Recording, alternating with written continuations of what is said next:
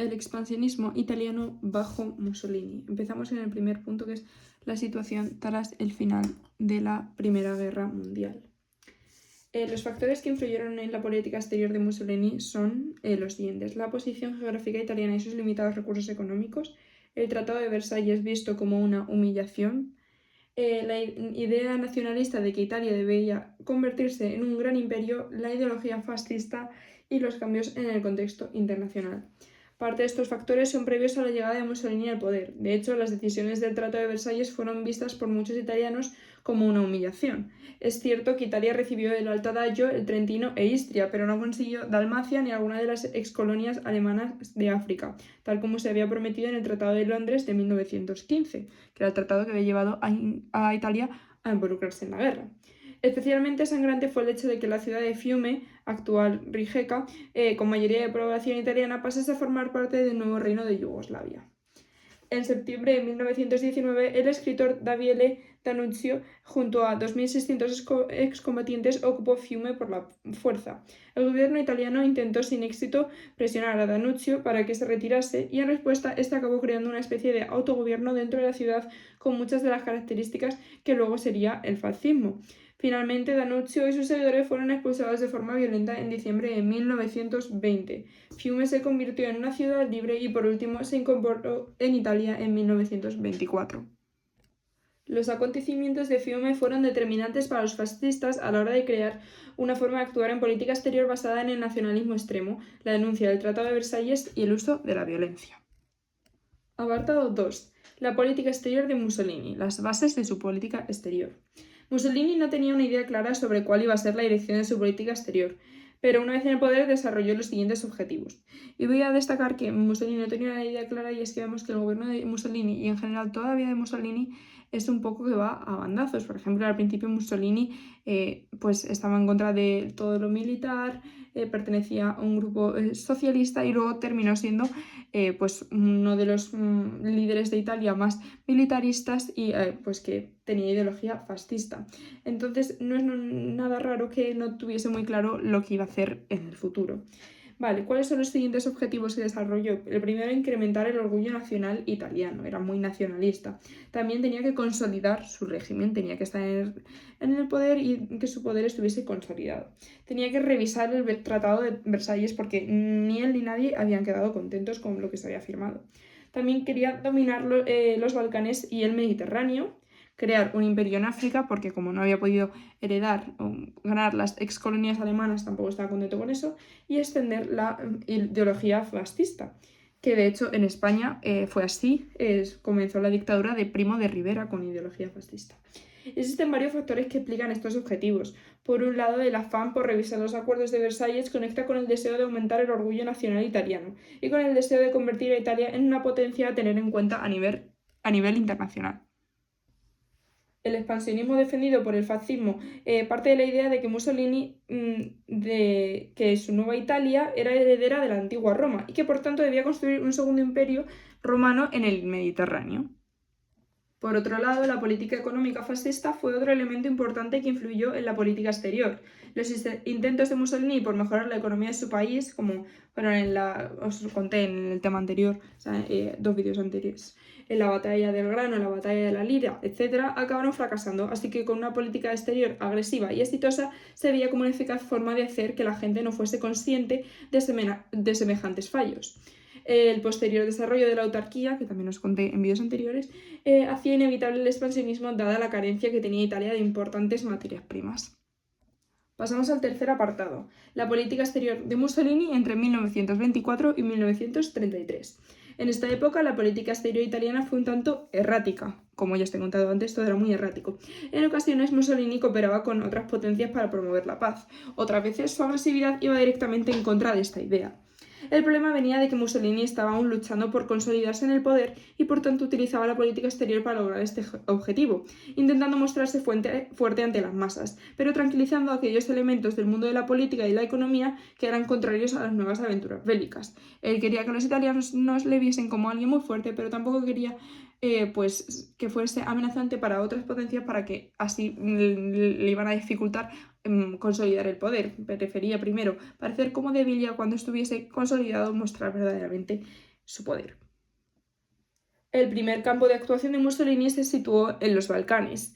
En 1923, y mientras realizaba labores de delimitación de la frontera entre Grecia y Albania, el general italiano Enrico Telleni fue asesinado por elementos desconocidos. Italia acusó a Grecia de estar detrás del ataque y ocupó la isla de Corfú. Después de un breve bombardeo que causó una docena de muertes, pues esto pasó. La Sociedad de Naciones condenó estos hechos y exigió la retirada de Italia. Y es que después de estas bombas que habían pues, lanzado y este asesinato, lo vieron un poco sospechoso. Gran Bretaña amenazó con intervenir y finalmente Mussolini aceptó abandonar la isla solo tras el pago por parte de Grecia de una indemnización de 50 millones de liras, que verdaderamente no se sabía si Grecia realmente había asesinado a Telleni o no. Pero bueno, como ya hemos comentado, en 1924 Mussolini se hizo con el control de la ciudad de Fiume, situación aceptada finalmente por Yugoslavia en el Tratado de Roma de ese mismo año. Mussolini vendió ambos acontecimientos como un gran éxito italiano e inició una política destinada a destruir Yugoslavia, basada en el apoyo al nacionalismo croata. Mussolini también vivió en 1924 la llegada al poder de Albania tras un golpe de estado del dictador Ahmet Zog. Mussolini apoyó el nuevo gobierno albanés y firmó en 1926 un tratado de amistad entre ambos países que convertía prácticamente a Albania en un protectorado italiano. La política italiana en los Balcanes enseñó a Mussolini una lección muy importante. Amedrentar a países débiles como Grecia, Albania o Yugoslavia era factible, pero enfrentarse a potencias como Gran Bretaña, Francia, era mucho más peligroso. Así pues, Mussolini inició una política de acercamiento a ambos países. Este proceso culminó con los acuerdos de Locarno en 1925, firmados por Gran Bretaña, Francia, Alemania, Italia, Bélgica, Checoslovaquia y Polonia, y que cerraron definitivamente todas las disputas fronterizas que había dejado al aire el Tratado de Versalles. En esta misma línea de paz, lo que se conoce como el espíritu de Locarno, los ministros de Asuntos Exteriores de Francia y Estados Unidos firmaron el pacto Bryan-Kellogg, que también os hablé de este pacto en vídeos anteriores de la Primera Guerra Mundial, que se firmó en 1928, renunciando a la guerra como sistema para resolver disputas entre países. Más de 60 naciones se unieron a este pacto, incluida Italia.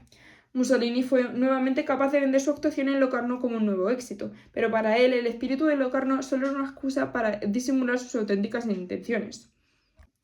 Así ayudó a grupos independentistas en Marruecos para debilitar a Francia y financió a los grupos de extrema derecha en Alemania y también sofocó de manera cruel y violenta una sublevación en su colonia en Libia. Hubo asesinatos masivos y uso de gases tóxicos que recordad que estaban prohibidos.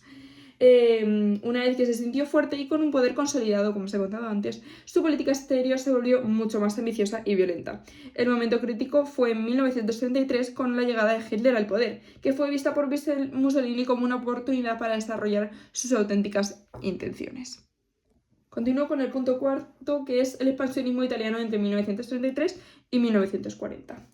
Vale, comenzamos con las bases y los primeros movimientos. A partir de este momento, Mussolini inicia una política de rearme, principalmente en la aviación y en la marina, y busca el enfrentamiento con las otras grandes potencias. En la época anterior no quería enfrentarse con los grandes porque él todavía no sería lo suficientemente grande, pero ya sí se ve que es grande y entonces no le importa. Con Gran Bretaña por el control del Mediterráneo y el colonialismo en África, por Alemania las disputas por Austria y por Francia los deseos italianos de hacerse con Niza, Córcega y el norte de África, así como eliminar la influencia francesa en los Balcanes, que se conocía como la Pequeña Entente. Es obvio que Italia no podía enfrentarse a todas estas potencias a la vez, porque durante varios años su comportamiento va a ser, una vez más, un tanto errático hasta que finalmente se decida. Por afinidades políticas va a aliarse con Alemania y enfrentarse, por tanto, a los británicos y a los franceses. Las afinidades políticas, pues Hitler y Mussolini, ambos fascistas. En 1936, año que también recordamos por los temas de historia de España que haré vídeos próximamente, fue nombrado ministro de Asuntos Exteriores Galezzano Ciano, yerno de Mussolini, y el encargado de llevar adelante estas políticas. Otro aspecto determinante fue la cuestión económica. La crisis del 29 afectó gravemente a Italia y las políticas de Mussolini, pues que se habían ideado para reducir sus efectos como la autarquía, fueron de fracaso. Lograr éxitos espectaculares en política exterior era una obligación para distraer a los italianos de los gravísimos problemas internos. Sin embargo, Mussolini acabará embarcándose en una serie de guerras con Abisinia, España, Albania, que serán enormemente costosas y que llevarán a la economía italiana a una situación catastrófica para 1939, con una deuda de 28.000 millones de liras. Y quiero destacar que la guerra con España es que Mussolini envió algunas tropas, que lo veremos en el tema de la guerra civil y todo eso más adelante, que apoyaron al franquismo en la guerra civil española. Por eso digo que se involucró también en otras guerras como fue la de España. En 1933 Mussolini promovió la firma del Pacto Cuatripartito por parte de Alemania, Italia, Francia y Gran Bretaña. Su objetivo era que dicho pacto sustituyese a la Sociedad de Naciones y por tanto dejase las relaciones europeas en manos de las grandes potencias, marginando a los países más pequeños. El pacto dinamitaba totalmente el espíritu de Locarno, pero en realidad tuvo poco desarrollo, porque el Parlamento francés se negó a ratificarlo. Sin embargo, fue otro triunfo propagandístico de Mussolini que consiguió ser visto dentro y fuera de Italia como uno de los grandes líderes mundiales. En estos momentos es cuando Mussolini parece buscar una alianza con Gran Bretaña y Francia para frenar el expansionismo alemán. Una vez finalizada la Primera Guerra Mundial, Italia había decidido ser el gran apoyo de la nueva y débil Austria frente a las ambiciones de las otras potencias. En 1934, los nazis austriacos asesinaron al canciller de Austria, Engelbert Dollfuss, y Hitler amagó con la anexión. La respuesta de Mussolini fue movilizar a su ejército y desplegarlo en la frontera austríaca, lo que hizo que Hitler desistiese de sus intenciones. Poco después, en 1935, Hitler deja de cumplir el Tratado de Versalles e inicia el rearme del ejército alemán. El Tratado de Versalles, que hablé del Tratado de Versalles en vídeos anteriores de la Primera Guerra Mundial, básicamente decía pues que el ejército alemán se reducía un montón, que no había, o sea, que se les quitaban las armas, que se tenían que ir a algunas zonas. Entonces Hitler empieza a ignorar esto. La respuesta será el Frente de Stresa, una alianza entre Francia, Gran Bretaña e Italia destinada a reafirmar los acuerdos de Versalles y Locarno, y por tanto formar un frente anti-alemán. Sin embargo, el Frente de Stresa no era una alianza fuerte. Mussolini fue pronto consciente de que Gran Bretaña y Francia no deseaban una nueva guerra y que por tanto su política frente a Alemania no era realmente seria. De hecho, Gran Bretaña acabaría firmando ese mismo año un tratado naval con Alemania, que hasta cierto punto aceptaba el rearme naval de Hitler, lo que reafirmó al dictador italiano de su percepción de la debilidad anglo-francesa. Continuamos con el apartado B, que es la invasión de Abisinia entre 1935 y 1936. El momento clave en la política exterior italiana lo marcó esta invasión, la invasión de Abisinia, por razones por parte de Mussolini para iniciar esta guerra fueron las siguientes: el deseo de crear un gran imperio africano que rivalizase con el de Francia y Gran Bretaña, emular las glorias de la antigua Roma imperial, que eso le encantaba, reafirmar el culto de a la personalidad de Mussolini como líder de Italia, porque si conseguía pues esto, pues iba a quedar súper bien para todos los italianos, hacer olvidar los problemas económicos, vengar la derrota sufrida en Adua en 1896, que os he contado muchas veces que fue como un gran ridículo italiano. El culto a la guerra, uno de los principios ideológicos del fascismo. También mostrar al mundo la potencia del nuevo ejército italiano, especialmente frente a un enemigo débil como era Abisinia, porque claro, un medio fuerte contra un medio fuerte, pues lo mismo no se puede exhibir y mostrar mucho, pero un medio fuerte contra un ejército que era muy débil como era el de Abisinia, pues obviamente era para presumir de su fuerza. También quería acceder a materias primas imprescindibles para la política de autarquía y conseguir nuevos territorios para asentar los excedentes de población italiana. Mussolini además suponía que Gran Bretaña y Francia no pondrían ninguna objeción a su ataque ante la necesidad de mantener el frente de Stresa. Por otro lado, parecía que este era el momento idóneo para desplegar tropas italianas en África, antes de que Alemania culminase su política de rearme y se convirtiese en una auténtica amenaza en Europa. Las fronteras entre Abisinia, la actual Etiopía, y las colonias italianas nunca estuvieron bien delimitadas, y los choques entre ambos países eran frecuentes. En diciembre de 1964 se produjo un pequeño enfrentamiento por el control del oasis de Walwal. Italia exigió una compensación económica a Abisinia. Haile Selassie, el emperador abisinio, se negó y propuso una investigación internacional bajo el control de la Sociedad de Naciones. Italia se negó a cooperar y Mussolini desplegó en África un ejército de 500.000 de hombres, con abundante artillería y aviación. La Sociedad de Naciones acabó llegando a la conclusión de que ninguna de las partes había sido culpable del incidente de Walwal, pero las tropas italianas iniciaron la invasión en octubre de 1935. En noviembre, la Sociedad de Naciones impuso una serie de sanciones internacionales a Italia, limitadas y poco eficaces. En ningún caso afectaron a elementos básicos para la guerra como el petróleo, el carbón o el acero. Además, Alemania, Austria y Hungría desobedecieron a la Sociedad de Naciones y siguieron comerciando con Italia, al igual que Estados Unidos, que no era miembro de este organismo internacional. Estados Unidos no era parte de la Sociedad de Naciones. Gran Bretaña impuso un embargo armamentístico a ambos bandos que realmente solamente perjudicó a Abisinia, que contaba con un ejército anticuado y muy mal equipado. La medida más eficaz para acabar con la guerra hubiera sido el cierre del canal de Suez, pero Gran Bretaña nunca lo llevó a cabo. Tanto Francia como Gran Bretaña se encontraban en una situación difícil. La opinión pública de ambos países era pro-Abisinia. En Gran Bretaña había elecciones en 1935. Y a ambos países les preocupaban las ambiciones italianas respecto a sus propios imperios coloniales. Pero por otro lado, la llegada al poder de Hitler era una amenaza de tal calibre que británicos y franceses estaban desesperados por evitar que Italia saliese del frente de Stresa. Estos condicionantes son los que explican por qué la ambigua postura de Francia y Gran Bretaña. De hecho, en diciembre de 1935, Joare y Laval, ministros de Asuntos Exteriores de ambas naciones, propusieron un plan secreto mediante el cual Italia recibiría la mitad de Abisinia como forma de poner fin a la guerra. El plan se filtró a la prensa y ante el rechazo de la opinión pública, Francia y Gran Bretaña renunciaron a él. El ejército abisinio, anticuado y mal entrenado, no era oponente para las modernas tropas italianas, que además recurrieron a métodos de combate absolutamente brutales como el uso de gas mostaza, que también os hablé en el vídeo de la Primera Guerra Mundial, el asesinato masivo de civiles y prisioneros y el bombardeo de hospitales y ciudades indefensas. En abril de 1936 los abisinios fueron derrotados en la batalla del lago Ashangi y en mayo los italianos tomaron la capital, Addis Abeba. Ese mismo mes, Haile Selassie partió al exilio y la guerra finalizó.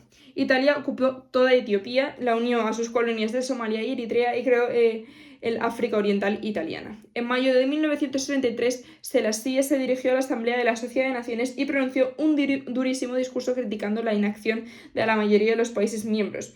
Una frase suya ha sido especialmente recordada. Hoy somos nosotros, pero mañana seréis vosotros. Selassie solicitó que ningún país reconociese la anexión italiana de Abisinia y el endurecimiento de las sanciones, pero fue ignorado. Las sanciones se levantaron en julio y Japón reconoció la ocupación italiana a cambio del reconocimiento italiano de su ocupación de Manchuria, que también os hablaré en próximos vídeos sobre todo esto de Manchuria. En 1938, Francia y Gran Bretaña acabaron reconociendo también el nuevo Imperio Italiano. Solo la Unión Soviética y Estados Unidos se negaron a aceptar la situación. Mussolini había conseguido su mayor éxito, Italia había triunfado y el sentimiento nacionalista del país, acrecentado por el rechazo de las sanciones internacionales, creció de forma irresistible, a la vez que la popularidad de Il Duce. Con la pérdida de tan solo 2.000 soldados, frente a más de los 200.000 abisinios muertos, Italia había conseguido su imperio, demostrado su poder militar y triunfado a pesar de la oposición de la Sociedad de Naciones. Sin embargo, las consecuencias de la guerra también tuvieron sus aspectos negativos. Los abisinios nunca aceptaron la ocupación italiana e iniciaron una implacable guerra de guerrillas contra los invasores. Italia tuvo que desplegar un ejército de 250.000 hombres para hacer frente a esta situación. Su mantenimiento y el propio coste de la guerra hicieron subir el déficit italiano de 2.500 millones a 16.000 millones de liras. La lira se devaluó en un 40%, que os conté en los vídeos anteriores de Mussolini, que Mussolini quería que la lira fuese una moneda importante, y el comercio se colapsó debido a las sanciones internacionales. Dado que Hitler se negó a aplicar dichas sanciones, la economía italiana empezó a ser cada vez más dependiente de la alemana. Finalmente, Italia se ganó la fama internacional de ser un país brutal y culpable de numerosos crímenes de guerra. Pero sin duda las consecuencias más importantes que trajo la invasión de Abisinia fue el descrédito de la Sociedad de Naciones y el acercamiento italiano a Alemania. Básicamente, pues la Sociedad de Naciones no había hecho lo que se supone que tenía que hacer y por tanto pues dejaron de confiar en ella y a la vez pues Alemania e Italia se empezaron a hacer más amigas. Ante la hostilidad anglo-francesa y la dependencia económica italiana del comercio alemán, Mussolini empezó a cambiar de opinión sobre las ambiciones nazis hacia Austria y comunicó a Hitler que este tema no dejaba de interponerse entre ambos países. Antes Austria pues causaba un poco de problemática entre ellos y Mussolini dijo, no te preocupes, ya me da igual, básicamente. Cuando Alemania remilitarizó el Rin en 1936, Italia no puso ninguna objeción. El espíritu de Locarno y el frente de Stresa habían dejado definitivamente de existir. Franceses y británicos, temerosos ante esta nueva alianza, decidieron que la política exterior de apaciguamiento, ceder ante las presiones germano-italianas era el único camino para evitar una nueva guerra. Entonces los franceses y los británicos dicen, bueno, vamos a decirles que sí a todo y así no la lían. Y bueno, ya os dije que de esto vamos a hablar más en futuros vídeos, muy en profundidad, pero vamos a comentar un poquito de la Guerra Civil Española desde 1936 hasta 1939, que seguro que os suena un montón. La victoria italiana de Navicenia envalentonó a Mussolini de tal forma que cuando en julio de 1936 estalló la Guerra Civil Española, Italia decidió intervenir rápidamente en la lucha apoyando al bando franquista. Los motivos para esa decisión fueron los siguientes: impedir el establecimiento de un gobierno democrático de izquierdas cerca de sus fronteras, evitar el control soviético del estrecho de Gibraltar. La Unión Soviética apoyaba al gobierno republicano español y pues entonces Mussolini pensó que había que apoyar al franquismo. Debilitar a Francia, que inicialmente apoyaba también al gobierno republicano. Extender la ideología fascista. Convertir a España en un estado satélite. Reafirmar nuevamente su liderazgo y el culto de la personalidad. Es una batalla que habían logrado ellos ayudar a ganar. Hacer olvidar de nuevo los problemas económicos italianos y glorificar la guerra como parte de la ideología fascista. Mussolini había estado ayudando a los grupos antirrepublicanos desde 1931 y por tanto decidió mandar un importante contingente de tropas a combatir en España, concretamente 80.000 hombres y cientos de aviones. Y aunque finalmente el bando franquista ganó la guerra en 1939, las consecuencias para Italia fueron fundamentalmente negativas. La guerra fue impopular entre los italianos. Las bajas fueron mayores que en Abisinia, unos 4.000 muertos, y se sufrieron algunas derrotas humillantes como la batalla de Guadalajara en 1937. La economía italiana siguió sufriendo. El coste de la guerra ascendió a 14.000 millones de liras. La moneda volvió a devaluarse y la dependencia económica respecto a Alemania aumentó. Un tercio del material militar italiano se perdió en España y la industria bélica del país fue incapaz de reemplazarlo. Esto tendría gravísimas consecuencias durante la Segunda Guerra Mundial, que ya veremos. Las tensiones con Gran Bretaña aumentaron ya que Franco se oponía al control británico de Gibraltar y España mantuvo su independencia y no se convirtió en un satélite de Italia. Aunque les hubiesen ayudado, Franco dijo que no iba a ser satélite de los italianos. Pero nuevamente la consecuencia más trascendental de la participación italiana en la Guerra Civil Española tuvo que ver con las relaciones con Alemania. Dado que Hitler también apoyó militarmente al bando franquista, en octubre de 1936 ambas naciones firmaron una alianza militar conocida como el Eje Roma-Berlín.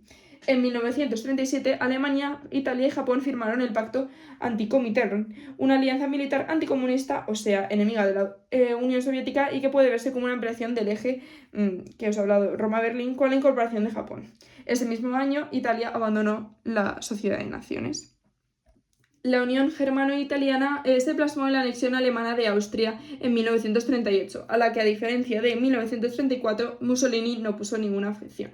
Ese mismo año, Italia participó en la Conferencia de Múnich, que puso fin a las crisis provocadas por los deseos expansionistas de Hitler respecto a Checoslovaquia. Mussolini jugó un papel importante en dicha conferencia y se presentó al mundo como el pacificador que había evitado una nueva guerra mundial. También fue consciente de la habilidad anglo-francesa y, por tanto, aumentó su propia agresividad, reivindicando energéticamente los territorios franceses de Niza, Córcega y Túnez. Siguiente apartado. La invasión de Albania en 1939. En marzo de 1939, Hitler rompió los acuerdos de Múnich y ocupó toda Checoslovaquia. Lo hizo sin informar a Mussolini y creó una enorme consternación en todo el mundo. Por cuestiones de prestigio y molesto de que Hitler no le hubiese consultado sus planes, el dictador italiano decidió invadir Albania para recuperar la iniciativa y demostrar que Italia no era menos que Alemania. En abril de 1939 comenzó la invasión. Realmente el ataque a Albania no tenía mucho sentido, ya que os he contado antes que el país funcionaba como un protectorado italiano y su rey Zog había llegado al poder con la ayuda de Italia. Mussolini decidió actuar aquí simplemente por comodidad. Albania era débil y estaba cerca de Italia. Además, le permitiría hacerse con el control del Adriático e intimidar a Yugoslavia. La guerra fue corta, apenas duró una semana. Zog intentó hacerle frente a la invasión, pero la mayoría de sus soldados se negaron a luchar, y el propio parlamento albanés le depuso. Finalmente, Albania fue anexionada y Mussolini proclamó el Imperio Italiano. La anexión de Albania significó, para sorpresa de Mussolini, el fin de la política aliada de apaciguamiento. Chamberlain, el primer ministro británico, que os he contado que era muy anticomunista y pacifista en vídeos anteriores, informó a Italia que cualquier ataque contra Grecia significaría la guerra. Esta firmeza desconcertó a El Duce, que se volvió mucho más cauteloso en su política internacional. Y ahora vamos con el último punto, que es Italia y la Segunda Guerra Mundial, que la Segunda Guerra Mundial haré vídeos sobre ella más extensos. En mayo de 1939, Alemania e Italia firmaron el Pacto de Acero. Esta alianza tenía dos protocolos, uno público que indicaba una mayor cooperación entre ambos países y otro secreto que señalaba una alianza militar contra Gran Bretaña y Francia. Sin embargo, Hitler seguía actuando a las espaldas de Mussolini y en agosto de 1939 firmó el Pacto Nazi-Soviético, que le acercaba a la Unión Soviética, del que nuevamente no informó a su socio italiano hasta que se hizo público. Y este pacto es súper raro porque es que era Hitler, que era literalmente fascista, haciendo un pacto con los soviéticos con pensamiento marxista. En septiembre de 1939, Alemania invadió Polonia y Francia y Gran Bretaña le declararon la guerra. Italia inicialmente se mantuvo neutral. Mussolini había señalado a Hitler que Italia no estaría en condiciones de involucrarse en la guerra, una guerra de gran escala, hasta 1943. Hitler, una vez más, ignoró a su aliado y actuó sin su consentimiento. De ahí que Mussolini decidiese no participar todavía en la guerra. Sin embargo, la neutralidad italiana era difícil de mantener, porque contradecía la defensa de que la guerra era parte de la ideología fascista. No encajaba con la imagen pública de Mussolini como líder fuerte, agresivo y temido. La neutralidad italiana podía llevar al país a convertirse en una potencia de segunda fila. Y claro, la guerra además podía dar a Mussolini más poder y permitir radicalizar sus políticas, enfrentándose a la Iglesia católica y acabando con la monarquía. Si Alemania vencía en la guerra, podía revolverse contra Italia por no haberla ayudado, y una guerra victoriosa permitiría a Italia conquistar nuevos territorios en la zona del Mediterráneo. Ya se ha dicho que quería Mussolini ser el jefe del Mediterráneo. La economía italiana era cada vez más dependiente de la alemana. Italia tenía una deuda con Alemania de casi 40 millones de dólares, por eso quedaba un poco mal no ayudarles. Italia era deficitaria en el carbón y que le ha suministrado por mar de Alemania. Con el inicio de la guerra en Gran Bretaña bloqueó los puertos alemanes, lo que cortó el suministro de carbón a Italia. Claro, ante esta situación, finalmente, en mayo de 1940, los alemanes derrotaron a los aliados e invadieron Francia. ¿Qué pasó a continuación? Que ante el temor de que la lucha acabase pronto, Italia declaró la guerra a Francia y Gran Bretaña en junio. La rendición francesa animó a Mussolini a atacar en varios frentes e inició una invasión de Grecia desde Albania y del Egipto británico desde Libia. Ambos ataques acabaron en desastre y los británicos y griegos iniciaron la conquista de Albania y Libia. Además, otro ejército británico conquistó rápidamente Abisinia, Eritrea y Somalia. Hitler se vio obligado a intervenir para evitar la derrota y humillación de su aliado. Los alemanes iniciaron una ofensiva en los Balcanes y ocuparon Yugoslavia y Grecia. Otro ejército alemán desembarcó en el norte de África y rechazó el ataque británico a Libia. Estos acontecimientos marcarán profundamente el futuro político de Mussolini, cada vez más dependiente del apoyo alemán y menos capaz de actuar de forma independiente.